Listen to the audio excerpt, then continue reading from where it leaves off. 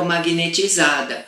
E também porque a equipe espiritual manda as vibrações, manda o passe virtual para todos vocês, porque eles estão aqui conosco.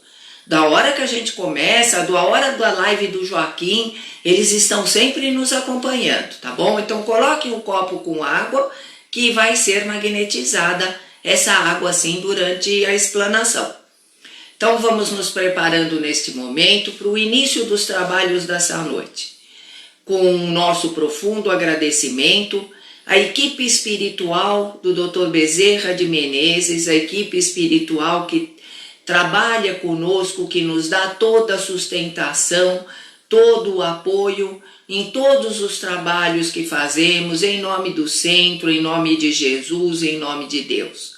Obrigada ao Dr. Bezerra de Menezes, a equipe espiritual da nossa casa, da irmã Isabel, que é a mentora da casa, que é mentora espiritual, né, que nos protege, que nos intui para que façamos sempre um bom trabalho de acolhimento e de amor. Que nesse momento vocês elevem todo o pensamento a Deus, concentrando-se nas suas necessidades, no seu aprendizado, pedindo aos seus mentores, às equipes espirituais, que lhe deem suporte no seu sofrimento, seja físico, emocional e espiritual. Que Deus abençoe a todos nós neste momento de confraternização, de união, de muito amor, em nome de Jesus. Que assim seja. Então vamos lá. Vamos fazer a palestra, né, da segunda-feira passada, que eu tinha preparado e não fiz. Na realidade, algumas palestras são criação minha, baseadas em conhecimento, mas a gente fica também, às vezes, sem um assunto, sem ter uma inspiração especial para fazer. Então, o que nós fazemos? Eu, pelo menos, faço isso. Assisto algumas palestras sobre alguns assuntos e monto uma palestra minha em cima daquela palestras que eu ouvi. Fica bem parecido, tiro até os mesmos exemplos, às vezes. Normalmente são palestras muito boas que a gente pesquisa. E a palestra que eu estou fazendo hoje é mais ou menos em cima de uma palestra da Anete Guimarães. A maioria de vocês devem conhecer a Anete Guimarães, que tem palestras assim extraordinárias. Ela é espírita, é uma neuropsiquiatra com grande conhecimento espiritual e de medicina. Então ela une sempre nas palestras dela as duas coisas, né? Mas nessa palestra aqui nós não vamos falar nada de físico nem de medicina. É uma palestra mais dos nossos sentimentos e da nossa compreensão de Deus. Sócrates já dizia que o conhecimento está dentro de cada um e que o conhecimento, para ser válido, ele tem que vir de dentro para fora e não de fora para dentro. Então a gente vê muitas vezes as pessoas falando: ah, fulano disse isso, fulano disse aquilo. Não, eu acredito e eu estou repetindo isso porque fulano disse. Ele é digno de confiança, então eu vou acreditar. Eu falo uma coisa para vocês que é um conselho meu e de quase todo mundo. Vão pela cabeça de vocês. Por exemplo, eu só passo aqui para vocês aquilo que eu acredito como verdadeiro. Se eu tiver qualquer dúvida, pode ter vindo de André Luiz, de Kardec, de Emmanuel, ou eu não entendi direito para poder passar com propriedade para vocês, eu não passo. Eu passo aquilo que eu acredito, que é um conhecimento que eu adquiri, mas que eu acredito neste conhecimento. Senão eu não passo para ninguém. E vocês devem fazer a mesma coisa. Vocês não devem acreditar porque eu estou falando, porque os palestrantes da USE falaram, porque os palestrantes da Web Rádio falaram, embora todos tenham uma bagagem imensa de conhecimento, vão pesquisar. Ou se veem que aquilo tem lógica, lógico, está dentro daqueles parâmetros da racionalidade, a gente deve acreditar, ou deve, se restar qualquer dúvida que seja, procure. procurem se esclarecer, procurem no Google, procurem na internet, procurem outros palestrantes, porque às vezes sobre um determinado assunto existem pontos de vista totalmente diferentes, tá? Então esse é um conselho que eu dou. Então a gente não deve acreditar só porque alguém disse ou porque alguém falou, mesmo que seja Divaldo, mesmo que seja Chico. Será? Se você não sente que aquilo cai no fundo dentro de você e do teu coração, deixa de lado. Uma hora ou você vai entender perfeitamente o que foi dito, ou você vai compreender melhor tudo isso. Nós não temos que aceitar simplesmente porque alguém disse ou porque lemos. Temos que entender antes de aceitar. Se você não sente, você nunca vai ter a convicção. A convicção desta verdade, deste conhecimento, vem de você sentir que aquilo é verdade. Oi, Valdo, boa noite. Boa noite, seja bem-vindo. Para você ser espírita, você deve introjetar dentro de você 3 princípios. Muitos de nós dizem que são espíritas. Muitos de nós leem um monte de livros espíritas. Muitos de nós frequentam regularmente centros espíritas. E muitos de nós trabalham em centros espíritas. Mas será que nós somos realmente espíritas? Essa é uma pergunta que a gente tem que se fazer e com muita seriedade. Então, para você ser espírita, você tem que viver, acreditar dentro de você nesses 5 princípios básicos do espiritismo. E quais são esses 5 princípios básicos? Deus, a imortalidade da alma, a comunicabilidade dos espíritos, a reencarnação e a evolução. Então, Deus, a imortalidade da alma. Deus é a imortalidade da alma, muitas crenças e filosofias acreditam. Já na comunicabilidade dos espíritos, grande parte delas não acreditam. Na reencarnação, só as orientais, e no ocidente só o espiritismo que acredita na reencarnação. E a evolução. A evolução, quase todas acreditam que as pessoas têm que evoluir, mas numa encarnação só. Ou ficar parado esperando o juízo final para descobrir o que vai acontecer.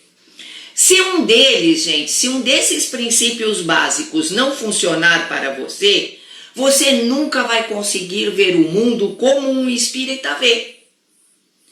Você pode se dizer espírita, mas acaba pensando ainda como católico, fala que é espírita, mas sente como um evangélico, como um protestante, ou pior de tudo, diz que é espírita, mas age como um ateu.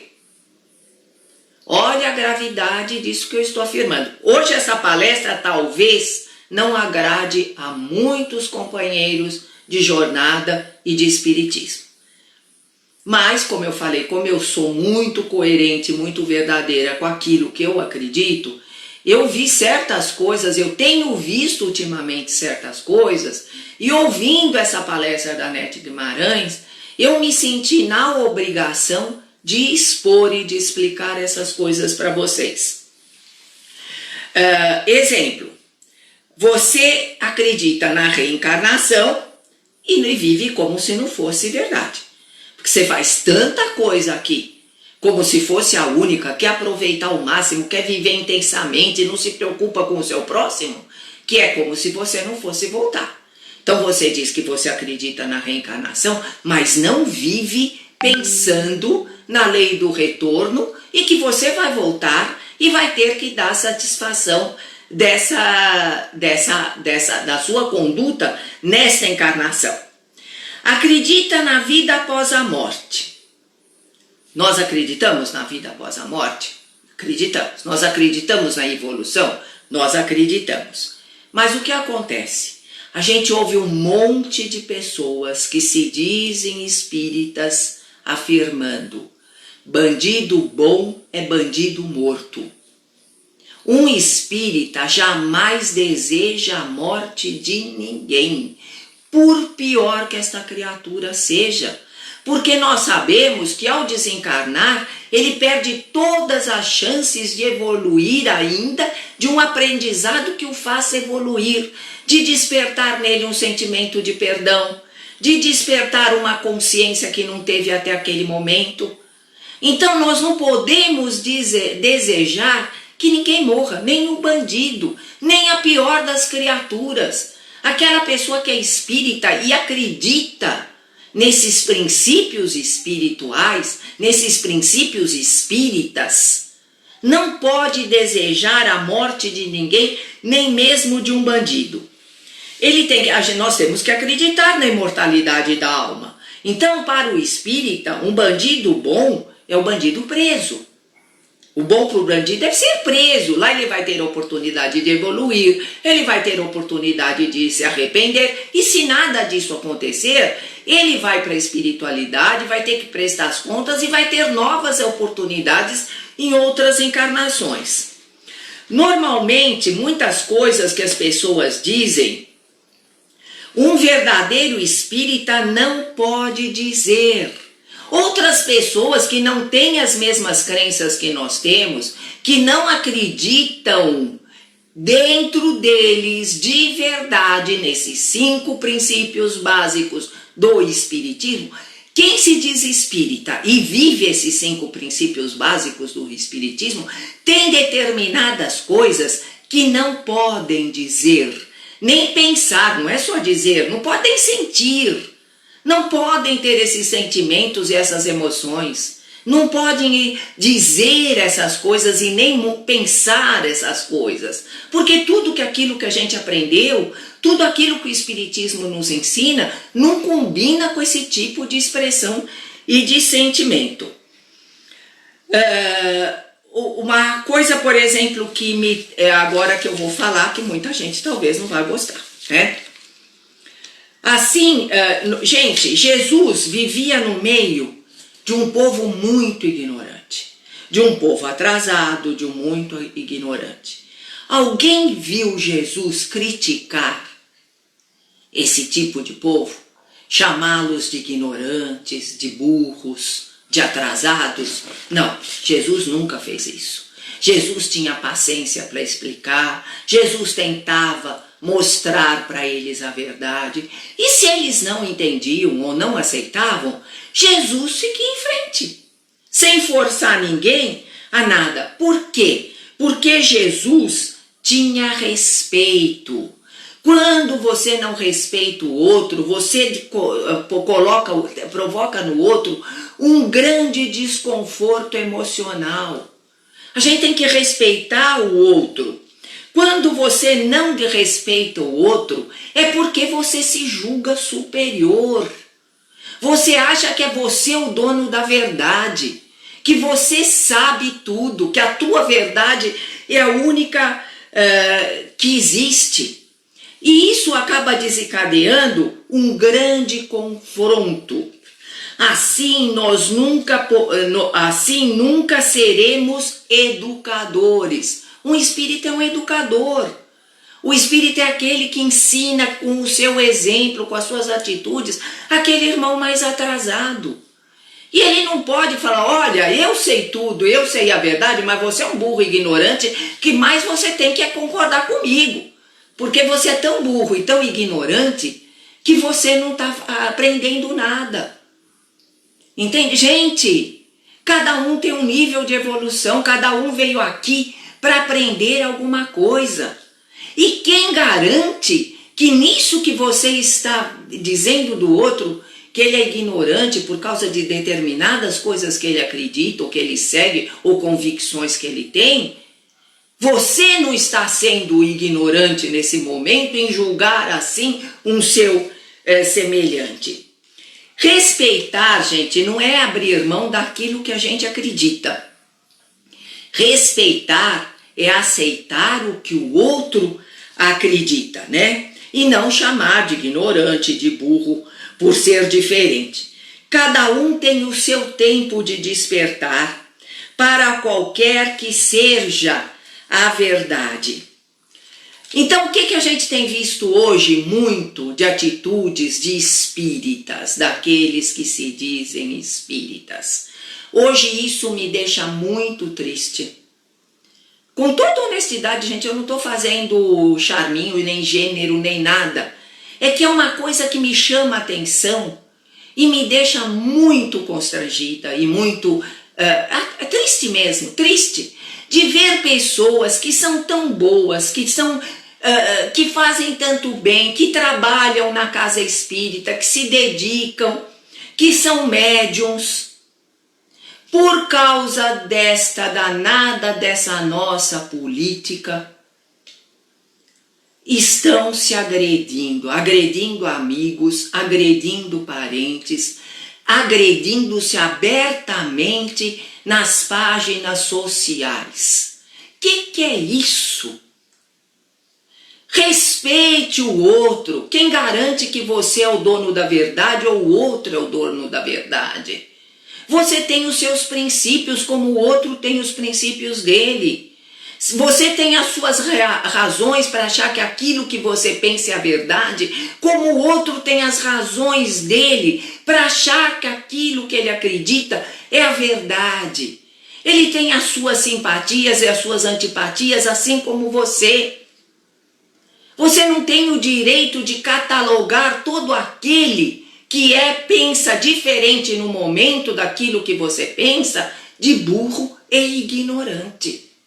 São palavras pesadíssimas, são palavras de energia muito forte, que sejam expressas verbalmente ou escritas, tem muita gravidade. Então, você que se diz espírita, eu que me digo espírita, e que professo e acredito nesses 5 princípios, eu não posso fazer isso. Eu não devo fazer isso, porque não é o ensinamento de Jesus. Não foi o que Jesus deixou para nós, não foi o que os espíritos deixaram para nós, de orientação. Então, meus amigos, vocês que são espíritas mesmo, que se dizem espíritas, que têm convicção que vocês são espíritas, vamos começar a repensar as nossas atitudes. Porque isso, nós já estamos vivendo um período dificílimo, um período onde as famílias estão se desagregando, um período onde as pessoas estão se separando, onde as pessoas estão divergindo tanto umas das outras. Meu Deus do céu, e a gente vai alimentar, vai fomentar ainda mais tudo isso, com as nossas opiniões, com as nossas atitudes agressivas numa rede social. Pensem nisso, rede social, gente, é para falar coisa gostosa, é para alertar. Se você puder alertar e fazer a diferença, faça isso, se puder. Mas nós estamos podendo, a não ser votar depois na nossa escolha, e isso também ninguém precisa saber. Cada um vota em que quer. Mas nós não podemos mudar a situação falando que o outro é burro e ignorante, porque ele pensa diferente daquilo que eu acho. Porque eu estou vendo atitudes que eu não gosto. Às vezes a mesma atitude que você não gosta, o outro olha com um olhar diferente e gosta. E o que nós podemos fazer, tá? Então esse é um alerta que depois de muitas postagens que eu vi essa semana, que me deixaram realmente assim tristes, eu falei, meu Deus, como o meu papel é de educadora, não deixa de ser um papel de educadora dentro da doutrina espírita, eu preciso chamar atenção, porque as pessoas não estão parando para pensar. Então eu me digo espírita e eu tenho que agir como espírita. E um espírita consciente não age desta forma, porque vai contra tudo que Jesus pregou, tá? Dito isso, vamos continuar. Outra frase que um espírita nunca poderá falar é: a vida não tem sentido. Como não tem sentido? Se você acredita em Deus e você acredita nas características de Deus, que Ele é bom e justo, se Ele é extremamente onisciente, onipresente, como que a vida não tem sentido? Se nós acharmos que a vida não tem sentido, nós estamos negando todas as qualidades de Deus. Porque Deus faz tudo com uma razão. Não aceitar os princípios básicos, a vida fica mesmo sem sentido.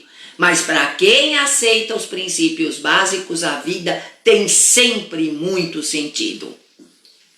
As opiniões dos outros, mesmo que não sejam as nossas, terem que ser respeitadas sempre. Isso é respeito, gente. É bem isso. Mas, infelizmente, no impulso das vezes, da coisa, de uma notícia, de um post que alguém pôs, as pessoas se destemperam. As pessoas acabam usando frases, expressões muitas vezes pesadas. Nós temos hoje em dia uma discussão que tem tomado conta de muitos assuntos da internet, de tudo, que é a discussão sobre a meritocracia, né? Algumas pessoas já nasceram com algumas vantagens, dependendo se tiveram instrução, se tiveram a família que tiveram, o lugar que nasceram, o país que nasceram, a cor da sua pele, a sua etnia. Tudo isso eles levam em conta na meritocracia. Mas o espírita vê a meritocracia de forma totalmente diferente. Nós temos que ver a meritocracia à luz da reencarnação. Então, sempre se nasceu negro, sempre se nasceu no Brasil, sempre se nasceu na Europa, sempre se nasceu rico, sempre se nasceu pobre, sempre se nasceu homem, sempre se nasceu mulher, sempre se nasceu homossexual? Não. Então, todos nós temos a nossa meritocracia nas nossas divergências, nas nossas diferentes reencarnações. Naquela encarnação, eu merecia nascer numa família pobre. Na outra encarnação, eu mereci nascer numa família mais abastada. Eu mereci nascer preto, eu mereci nascer branco, eu mereci nascer amarelo. Isso não quer dizer que a gente não deva continuar lutando pelas diferenças sociais, pelo preconceito, por tudo isso. Temos sim que lutar para que isso termine. Mas não é meritocracia, gente. A cada pessoa que está passando aquilo é porque merece. É porque se propôs a passar aquilo como projeto reencarnatório. É porque escolheu vir naquela situação. Então, se eu escolhi ser brasileiro, escolhi ser petista ou bolsonarista, eu escolhi. É uma escolha minha. Aí o meu mérito é o mérito da minha escolha e do que eu estou passando nesta encarnação. Não tem meritocracia. A meritocracia é criada por nós através das encarnações, através da justiça divina, desse requisito de Deus que é extremamente bom e justo. Entendem? Freud dizia que tudo era culpa da mãe. Lembra? Quem estudou Freud, tem até a vida do Freud no filme no Netflix. Tudo era culpa da mãe. Você acha mesmo que sua mãe é muitas vezes culpada. Muitos de nós achamos. Mas esse é o motivo de você ser ruim? Não. O espírita acredita na lei do retorno, na lei da reencarnação. Então o que acontece, eu pergunto para vocês? Cada um tem a mãe que merece. Tem a família que merece. Não é? Então não é culpa da mãe. É culpa sua. Gente, põe uma coisa na cabeça. É sempre culpa nossa. Ou baseada em pensamentos, atitudes nesta encarnação, ou coisas que nós fizemos em outras encarnações. A culpa é sempre nossa, como o mérito é sempre nosso. A meritocracia é minha, porque eu construí aquele mérito ao longo das minhas encarnações. Você se nasceu negro, ou se você nasceu mulher, ou se você nasceu só essa vez, não, é aquilo que a gente já falou, não nasceu uma vez só. A gente vem mudando de status, de posição, de corpo, a cada vez que a gente nasce.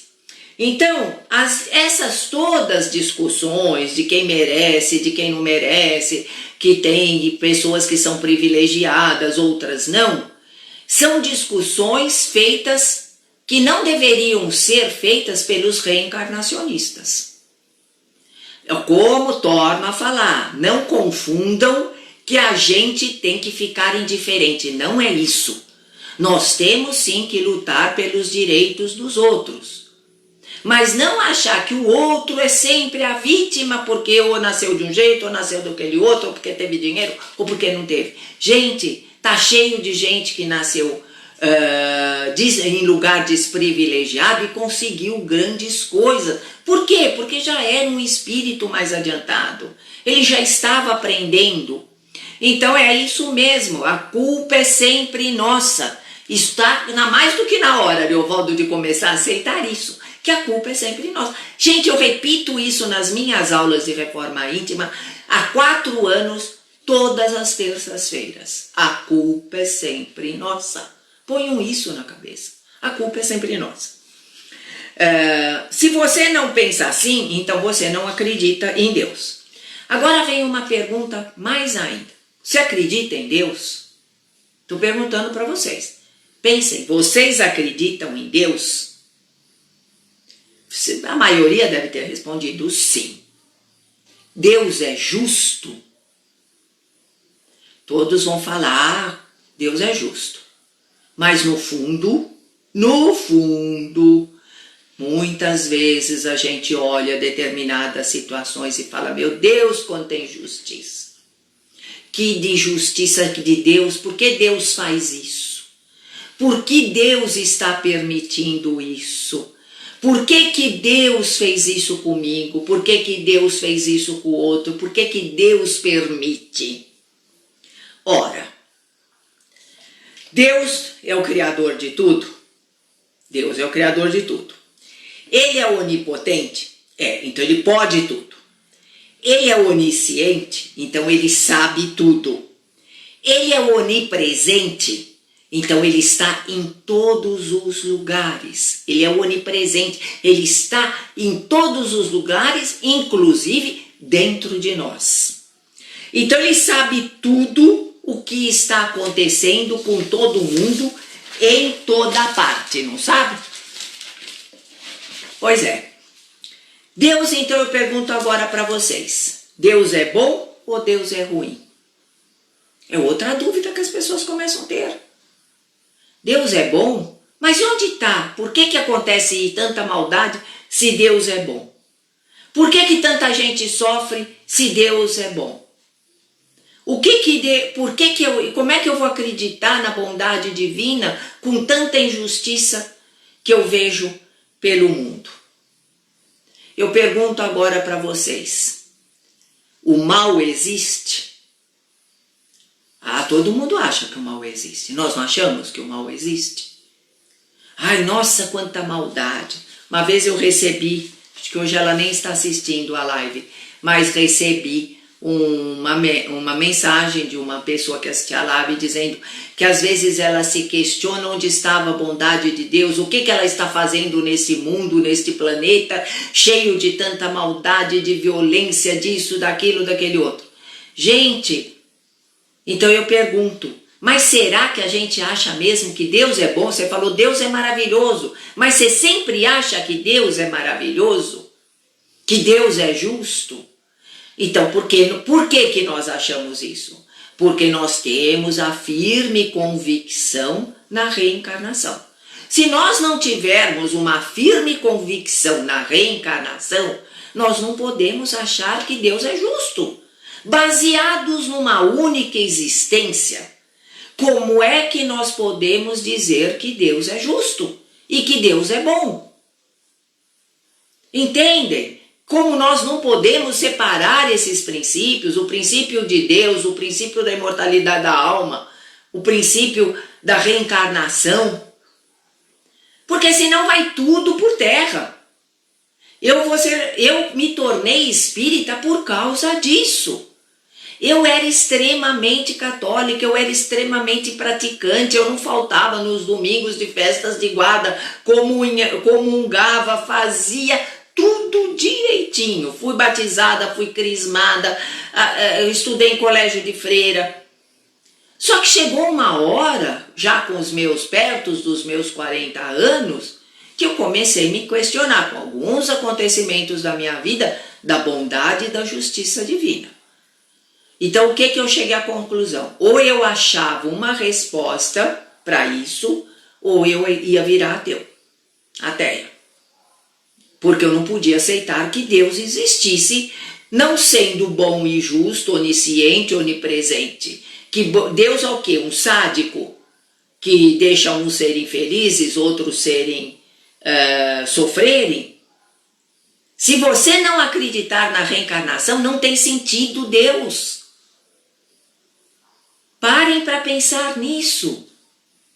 Ah, não, eu acredito em Deus, acredito na bondade divina, acredito na justiça divina, mas não acredito na reencarnação. Como? Como você consegue separar essas coisas? Os desígnios de Deus não se contesta. Muitos católicos falam isso. Mas isso não explica. Eu posso não contestar, mas não explica. Então, se você negar uma só das características de Deus, você nega todas as outras. Sabe como isso se chama? Dialética de Epicuro.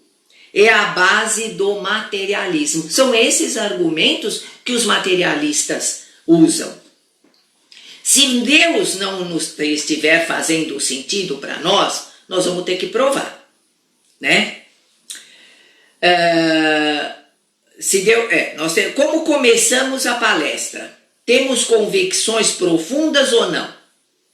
Eu já questionei Deus. Sendo espírita, eu acredito em Deus, eu não tenho dúvidas. Sendo espírita, eu acredito em Deus, eu não tenho dúvida. A base do espiritismo, gente, é a filosofia. E filosofia é questionamento o tempo todo. Filosofia é questionamento, é pergunta. A Elizabeth está falando sempre ele nos dando a chance de aprendermos, de revermos nossas atitudes, através da reencarnação, das vidas sucessivas. Então, é aí que a gente tem que... Então, são os 5 princípios atrelados à figura, às características de Deus, né? Então, sem reencarnação, Deus não é bom e nem é justo. O mal existe? Eu torno a perguntar. Vocês acham que o mal existe? Se o mal existe, gente, o bem não pode existir. Porque não está, 2 coisas não podem existir ao mesmo tempo. Mas o mal existe de vez em quando. Como de vez em quando? Aonde o mal existe? Dentro das pessoas. Mas nós não falamos que Deus é onipresente? Deus não está em todos os lugares? Então, se Deus está dentro de você, o mal não pode estar dentro de você. Pensem nisso. Deus é onipresente. Outra característica de Deus, Deus é onisciente. O que é onisciência? É saber tudo. Deus sabe tudo. Se Deus sabe tudo, Deus sabe o suposto mal que existe em cada um de nós. E por que ele não faz nada? Vocês veem como é complicado isso? Como a gente tem, para ter esta certeza dentro de nós, a gente tem que se questionar, gente. A gente tem que se cobrar, a gente tem que analisar. Não o que existe é a ausência do bem. Sim, a ausência do bem. É o que existe a ausência do bem. Não é nem a ausência do bem, Zoraide. Na realidade, gente, o que existe é falta de conhecimento do bem. A pessoa ainda não conheceu o bem. A pessoa ainda, por falta de conhecimento do que é ser bom, do que é o bem, pratica o mal. Então, é falta do conhecimento do bem. Deus não pode ser bom e mal. Ou ele é o sádico, como eu falei, ou não existe. Para quem não é ateu, o espiritismo é a única resposta lógica que existe. Foi aí que eu me tornei espírita. Porque se você começa a raciocinar um pouco, a se questionar, você não pode concordar com aquilo que nos foi ensinado como católicos, como evangélicos, ao longo da nossa vida. Os questionamentos vêm e ficam muito difíceis da gente não se questionar. Entendeu? Agora vieram o Noah e a Maria Luísa. Boa noite, Noah. Boa noite, Maria Luísa. A vovó ama vocês e tá mandando um grande beijo, viu? Descansem bem, fiquem com Deus.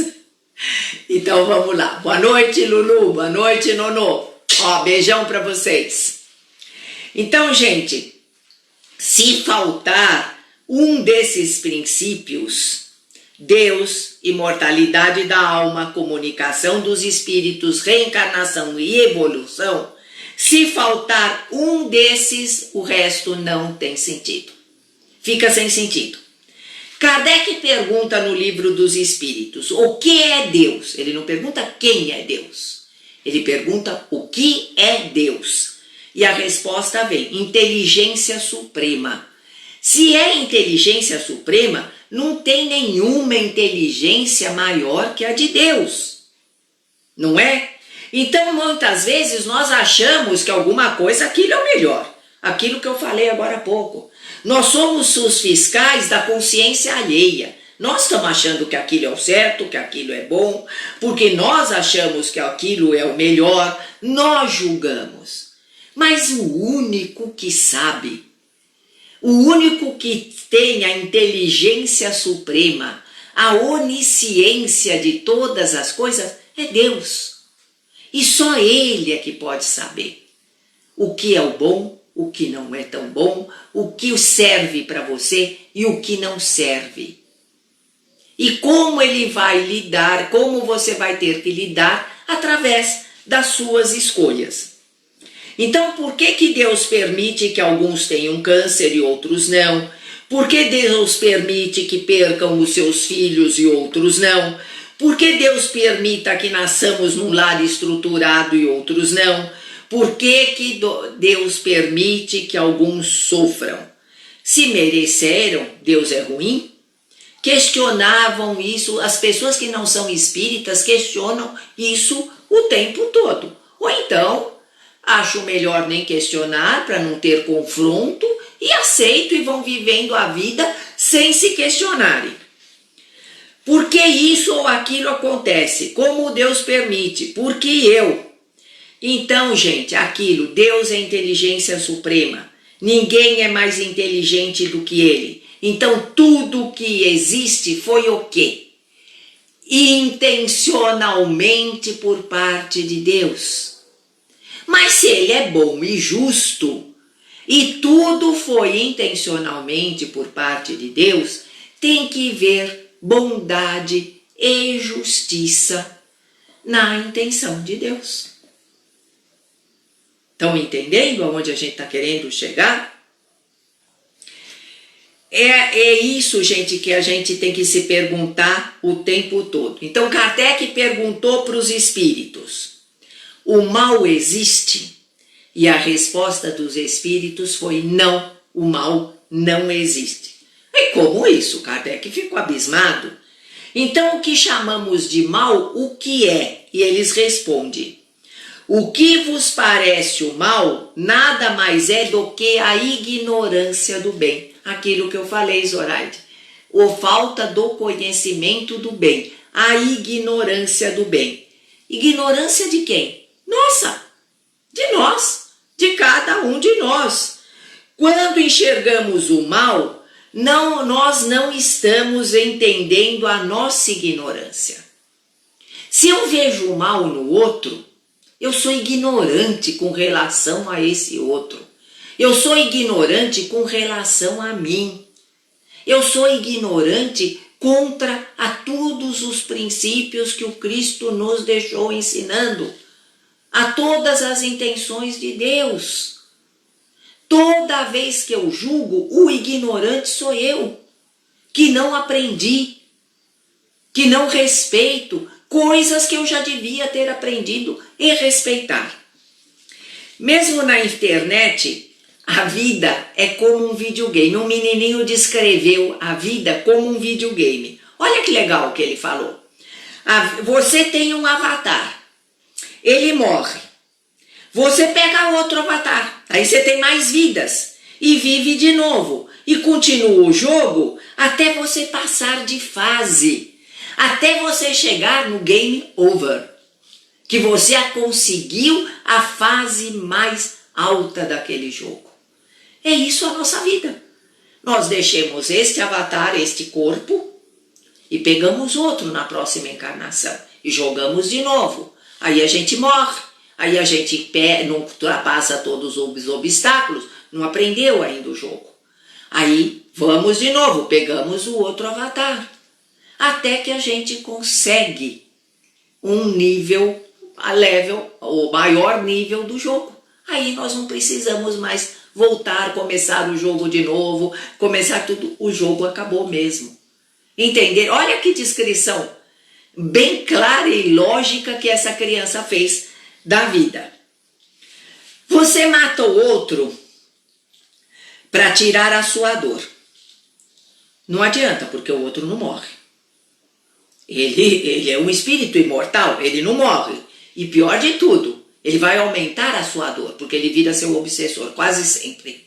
De ódio, tá te esperando quando você desencarnar, do lado de lá, para te perseguir. Você, se tem um pouco de consciência, aquilo vai te perseguir ao longo de toda a sua vida, aquele remorso, aquele sofrimento, então você não vai se livrar da dor. Uma criança com câncer. Quem garante que essa criança com câncer agora não é uma pessoa que fraudou, que roubou, que desviou dinheiro de pesquisas para o câncer, de remédio? Lembra aquela mulher que vendeu o remédio para o câncer, substituiu por farinha? Não era, gente, um remédio para dor de cabeça. Era um remédio para o câncer. Agora, amanhã, na outra encarnação, ela vem e sofre, uma criança que desde pequena luta contra o câncer. É injusto Deus? Não. Ela simplesmente está tendo que aprender na própria pele a lição do mal que ela causou nas outras pessoas. Ela não tinha o conhecimento da extensão do mal. Ela até sabia que ia causar o mal, ela sabia que era maldoso, que não era certo, mas não tinha aquilo enraizado dentro dela como um valor. Então o que aconteceu? Ela vai ter que vir para aprender. E se ela não aprender, ela vai vir de novo para aprender, ela vai vir, o game vai continuar. Eu vou pegar outro avatar, até que eu cheguei no nível máximo da minha existência daquele jogo. Aí ela nasce de novo e sofre com o câncer. É mal isso? É injustiça? Ou somos nós que às vezes não estamos enxergando o que está acontecendo? Deus é justo. Todo mundo tem o que merece. Dor, sofrimento são merecidos. Alegria é merecida. Tudo que nos acontece deriva de merecimento. Deus é a criatura mais boa e justo, supremo, extremamente bom e justo. Extremo. O que é o extremo? É o máximo. Além daquilo não pode ter mais nada. Então Deus é extremamente bom e justo. Agora outra pergunta que eu faço para vocês. A nossa sociedade é justo? É justa? Vocês vão dizer não. Não é. É, porque todos têm o que merecem. Então, dentro do conhecimento espírita, a nossa sociedade é justa. Não é perfeita, mas é o que nós merecemos neste momento. Nós temos que fazer tudo com o nosso conhecimento. Conforme vamos adquirindo conhecimento, nós vamos melhorando a nossa sociedade. Como que se mede a evolução de um povo? Através de suas leis e da aplicação delas. Nós temos aqui no Brasil leis muito boas, mas que não são aplicadas, são burladas. Então não adianta nada a lei ser boa, mas já é um caminho andado. Se você, todos nós então temos o que merecem. Se você entende e acredita nisso, por que a gente se questiona tanto? Por que eu estou aqui? Deus me livre, o que acontece nesse Brasil? Olha que horror, olha, você está aqui porque você merece. Então é correto tentar minimizar a dor alheia, uma vez que foi Deus quem lhe deu o desmérito? Sim, é o que eu falei, torno a falar, Annelise. É nossa obrigação amenizar a dor alheia, criar leis mais justas, amenizar o sofrimento do nosso irmão, ajudar da melhor forma possível. Por quê? Porque nós estaremos aprendendo a lei do amor, a lei da compaixão, e eles, através do nosso exemplo, também vai despertando neles sentimento de fraternidade, sentimento de agradecimento. Se não for numa encarnação, nunca devemos nos omitir de ajudar e de praticar o bem, porque essa é a nossa essência, essa é a nossa função primordial, é para isso que a gente encarnou. É esse o nosso maior aprendizado. Gente, mas não que não seja merecido aquilo que aquela pessoa está passando. Aquele irmão que está sofrendo, aquele irmão que tem em uma situação mais precária. E não é que é injustiça de Deus, entende? Muitas das vezes não é nem de Deus nem nada, é escolha dele. Ele fez um monte de coisa errada, ele foi imprudente, ele agiu de forma desonesta. Ai, aquele coitado que está naquela prisão, as prisões são desumanas. São. Nós temos que fazer tudo para mudar o nosso sistema carcerário para uma coisa mais humana, mais de aprendizado, mais de recuperação. Mas ele não está lá porque não merecia. Entende? Pela justiça humana ele mereceu e pela justiça divina também. Porque se não merecesse, não estaria lá. Mesmo esses que são condenados injustamente, têm um grande aprendizado para passar. Por isso que a situação acabou acontecendo, da injustiça. Para aprendizado, gente. O que é o mal? A ausência do conhecimento do bem. Não é a ausência simplesmente do bem. Onde não está o bem, está o mal. Não, é a ausência do conhecimento do bem. É completamente diferente. Vocês estão entendendo tudo isso? Outra pergunta. O mundo está piorando? A sociedade está indo para o buraco? Vocês acham que agora o mundo não tem mais jeito? O mundo está num caos profundo? Muita gente acha que sim. Muita gente está falando que está. Gente, não está. Basta olhar há séculos atrás como que era muito pior.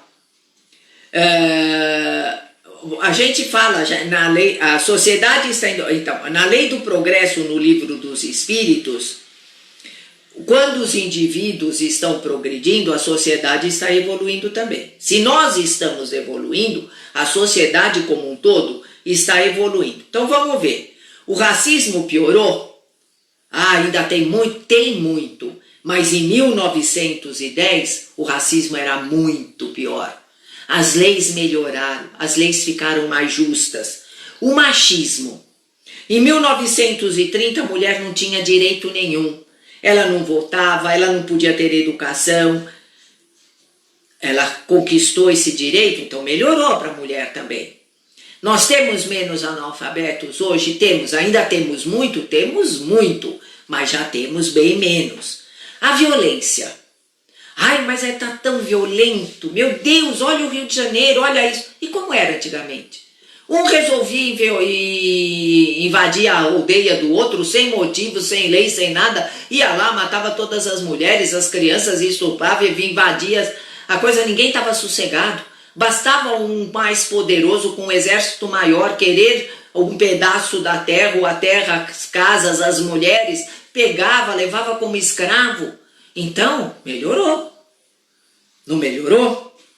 O mundo, gente, não está piorando. Em todos os sentidos, o mundo está melhorando. É que a gente olha um pouquinho aqui, um pouquinho ali, parece que aquilo está piorando, mas não está. Devagar, o mundo está melhorando. Esse é um dado que eu tirei de uma pesquisa. Nos últimos 15 anos, se gastou mais em ações sociais do que nos últimos 100 anos. Olha só, do que nos últimos 100 anos. Então, está melhorando. No mundo todos estão em evolução. Isso, evolução, cada um no seu nível. O Livro dos Espíritos diz que a vida não piora. E não piora por quê? Porque somos filhos de Deus e nossa finalidade é o progresso, gente, a evolução. Então todo mundo, uns mais devagar, outros mais depressa, mas todos nós vamos evoluir. Então, a nossa sociedade é justa como? De acordo com a nossa evolução. Olha o raciocínio, como a gente tem que raciocinar, entende? Por isso que eu achei interessantíssimo isso. Porque a gente fala frases repetidas, a gente faz sem perceber o sentido real daquilo que a gente está falando. E quando você percebe o sentido real, fica mais fácil ter essa convicção. Então, o que é? A nossa sociedade é justa dentro dos nossos padrões de evolução, de um planeta de provas e expiações. Nós ainda não somos um planeta adiantado. Então, o nosso mundo é justo dentro dessa realidade planetária que nós temos. Vamos melhorar? Vamos. Vamos ficar mais justos? Vamos. Mas com a nossa evolução. Se quiser, ninguém vai te... Peraí. Então, aqui. Então, nossas relações sociais são justas? Pense. Ser espírita é pensar antes de aceitar qualquer coisa. Para ser espírita, você precisa questionar e estudar. Então, nossas relações sociais são justas? Não, ainda é cheio de injustiça. Mas perto do que já foi, elas são bem melhores hoje em dia. A menos, tinha tanta escravidão, lembra o tempo dos vikings, as invasões, as barbáries. Olha como nós já melhoramos. Lentamente, muito lentamente, mas estamos melhorando. Então, outra vez, dentro da nossa evolução, a nossa sociedade é justa. Ninguém vai te dizer, aceite Jesus e você estará salvo. Você é espírita, mas não tem garantia de nada. Não pense que você tem garantia de alguma coisa, porque você conhece o Livro dos Espíritos, porque você trabalha na casa espírita, porque eu já vi gente falar, mas olha, já vi muitas vezes, todos vocês já devem ter visto alguém falar isso. Como?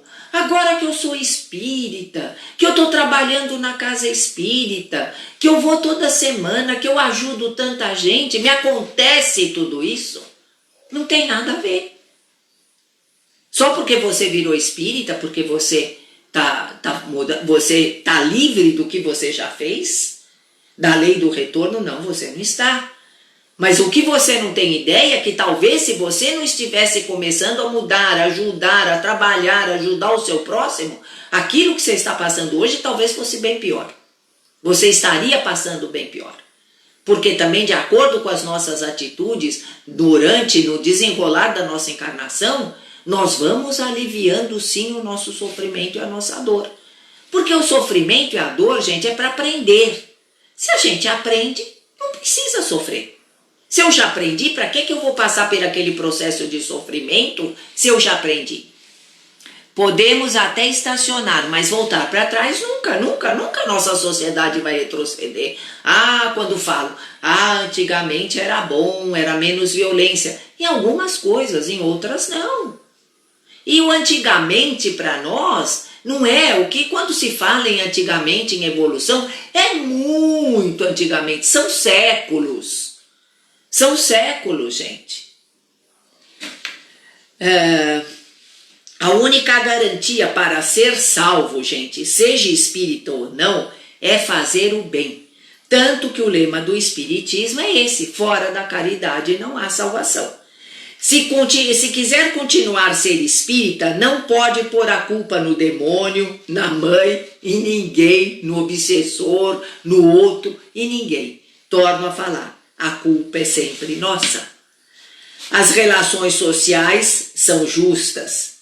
Não são, os homens batem mulheres, as crianças são abusadas e maltratadas, os chefes exploram os empregados. Não, elas não são justas. Mas a soma de todas as relações sociais, acaba terminando em justiça. Hoje nós temos mais leis que protegem, hoje nós temos mais pessoas se conscientizando dessas injustiças, hoje nós temos mais empregadores justos, menos exploradores. É que a gente se pega só naqueles que praticam mal. A notícia que chega até nós é só da maldade, é só da exploração, é só da injustiça. Aristóteles dizia que a justiça tem a ver com merecimento. Quem merece mais ou menos tem que saber o valor da coisa. Para que serve a coisa? Então, por exemplo, para que serve o sofrimento? É para o aprendizado, não é? Então, recai naquilo que Aristóteles falou. Tem a ver com merecimento. Se eu preciso, eu mereço aprender mais. Se eu tenho mais que aprender, o que eu vou ter mais? Sofrimento. Porque eu preciso aprender mais. Se eu não precisar aprender quase nada, eu vou ter pouquíssimo sofrimento. Aí é a meritocracia de cada um. Que a Maria Leslie, verdade como estou aprendendo com o sofrimento e agradeço. Me trouxe muito aprendizado. Deixa eu ver aqui. Há muito aprendizado. Não, peraí. É isso mesmo, você vê, é por isso que a gente tem aqui. A minha função aqui, gente, é tentar passar para vocês esses esclarecimentos, esses conhecimentos, sabe? Porque senão a gente fica difícil aceitar. Quando a gente tem conhecimento com base no raciocínio, fica muito mais fácil a gente aceitar, sabe? E eu acho que não vai dar para acabar essa palestra hoje. Então, existe só duas maneiras de evoluir, através do sofrimento e do aprendizado. Agora, você precisa sofrer para aprender? Por que a gente não aprende sem sofrer? Por que eu não começo a estudar? Por que eu não começo a me interessar? Por que eu não começo a me reformar? A mudar os meus sentimentos, a mudar as minhas atitudes, a mudar a minha maneira de pensar, a olhar para os outros sem criticar, sem julgar. Por que eu não faço isso? Eu não preciso do sofrimento se eu vier a fazer isso. O sofrimento só me atinge porque eu preciso aprender. E se eu não estou aprendendo sem sofrimento, ele me atinge. Mas se eu começar por minha conta esse aprendizado, sem ter sido despertado através de uma grande dor, eu não preciso do sofrimento. Quando alguém faz alguma coisa, dificilmente escolhermos deixar para lá. A escolha é sempre revidar. Você fez primeiro, não, a criança quando briga, o que acontece? Ele me empurrou, ou a criança empurrou de volta. Ele me beliscou, outro belisca de volta. Um xinga, o outro dá pontapé, um gospe, o outro puxa os cabelos. A mãe vai lá e separa. Vamos supor 2 irmãos. Põe os 2 de castigo. Tá? Mas eu não mereci, eu comecei primeiro. Ele começou primeiro. Não, você merecia porque você revidou. Me chamasse que eu vinha aqui, interferia, não deixava acontecer nada. Não, você revidou. Você agiu igualzinho a ele, você só não fez primeiro.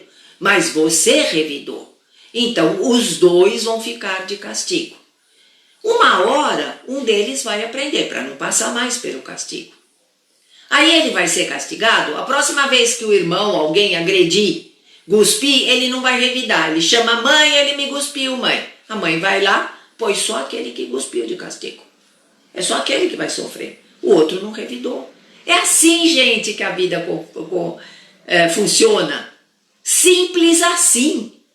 É muito simples a forma como é a lei do retorno e como a vida funciona e como o nosso aprendizado tem que funcionar.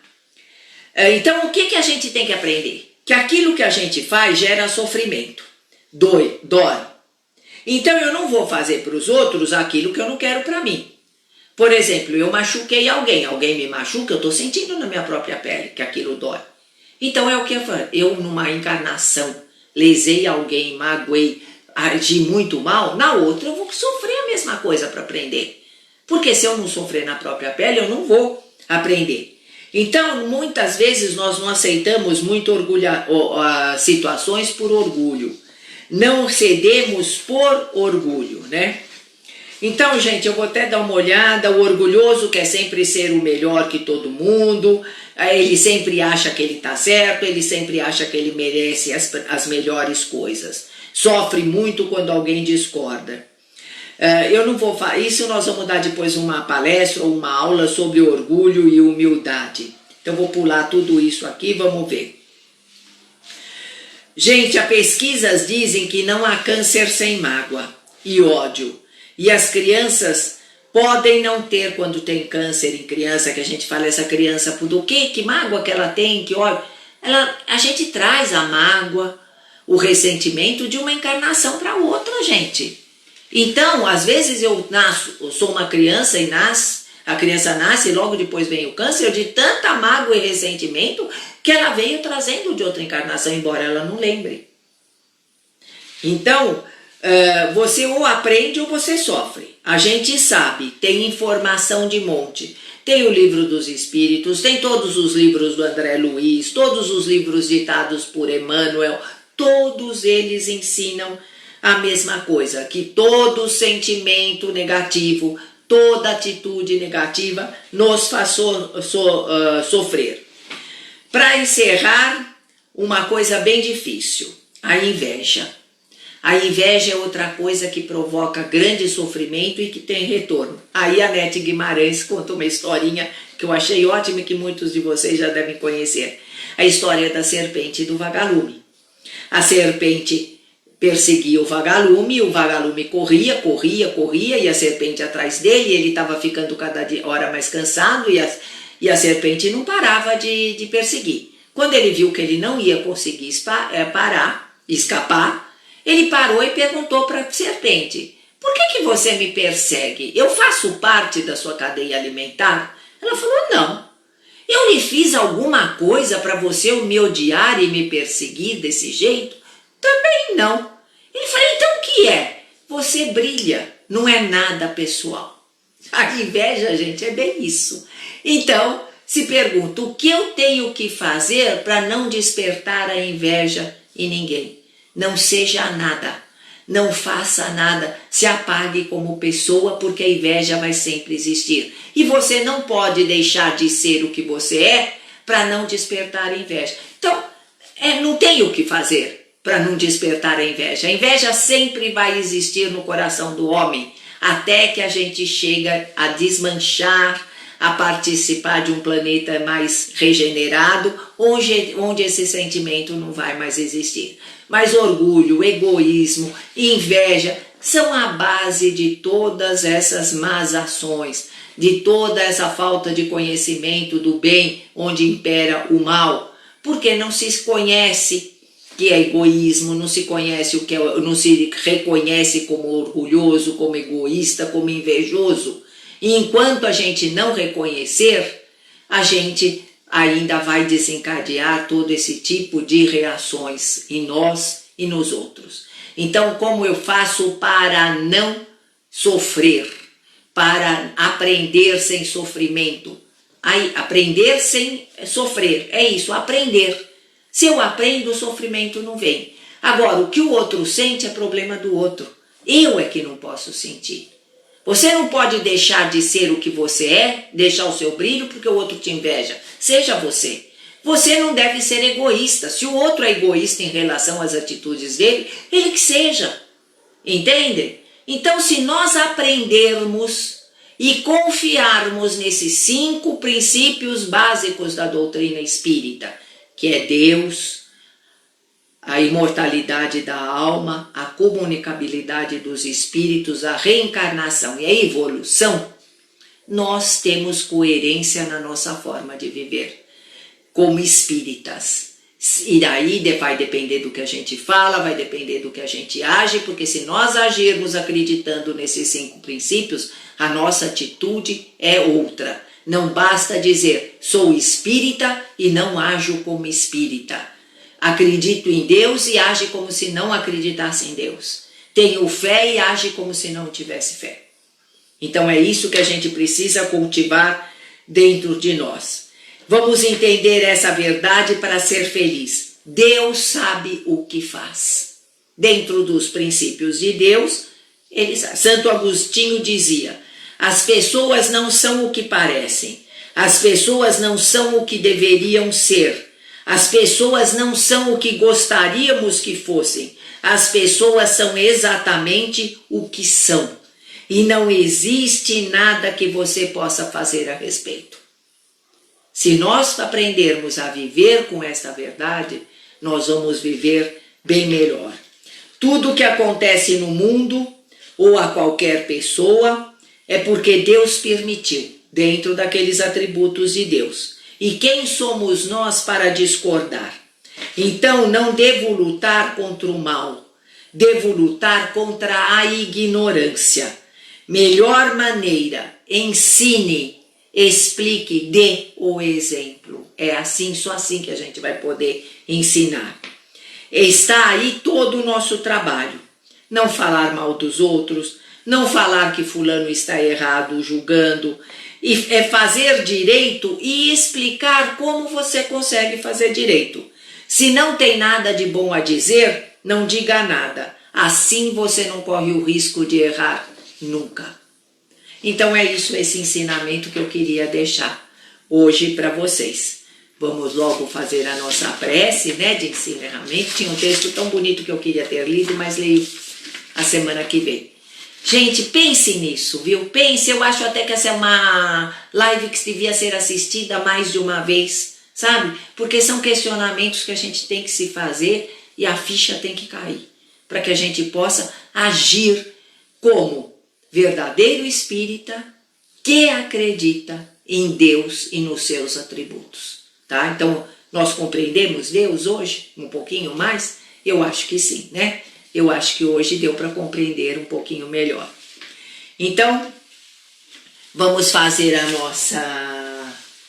Vamos pôr a nossa musiquinha para fazer o nosso encerramento de hoje, tá? Vamos cerrando os nossos olhos físicos e vamos elevando o nosso pensamento a Deus nosso Pai, pedindo neste momento que todas as bênçãos da equipe Bezerra de Menezes caiam sobre todos nós, nos energizando, nos pondo em equilíbrio, nos abençoando, fazendo com que nos sintamos mais harmonizados e equilibrados e energizados a partir de agora, através deste passe virtual que a equipe da casa está administrando a cada um de nós em todos os nossos lares. Agradecemos a Deus por esta oportunidade. Em nome de Deus, com a presença consoladora de Jesus e assistência amorosa de Maria e José, entrego todos os problemas que me afligem ao Tribunal Superior, certa de que a falange espiritual bendita e santa me envolve, inspira, resguarda, revigora. E espalho a todos os meus irmãos e irmãs os fluidos salutares que recebo neste momento, de maneira especial aos que não me compreendem, para que recebam e distribuam a luz bendita da fraternidade. Na água que vou beber está o remédio que meu organismo precisa, remédio que acalma, revigora, cura, equilibra e enaltece corpo, mente e espírito. Estou calmo, tranquilo e feliz com a graça de Deus e em nome de Jesus. Senhor, nada temos a pedir e muito a agradecer. Tu nos ofereces demais diante das nossas imperfeições. Reconhece nossas deficiências e o desejo que temos de nos libertar de vícios e impurezas.